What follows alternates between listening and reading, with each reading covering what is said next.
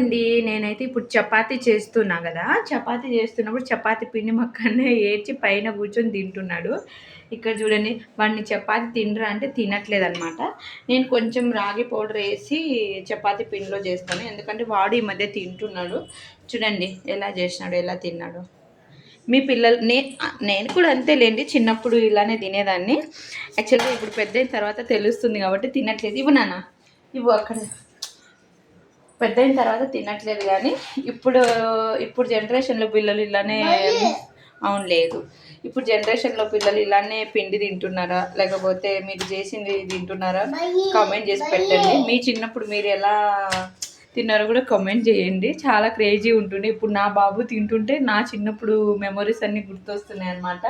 అమ్మ ఏదైనా రొట్టె చపాతీ చేసింది అనుకోండి, అప్పుడు నేను కూడా ఇలానే తింటుండేదాన్ని.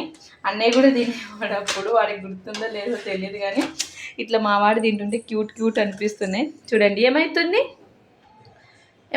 ఇది. బాయ్ చెప్పు. సబ్స్క్రైబ్ చేసుకోండి ఛానల్ని. బాయ్. నచ్చితే లైక్ చేయండి.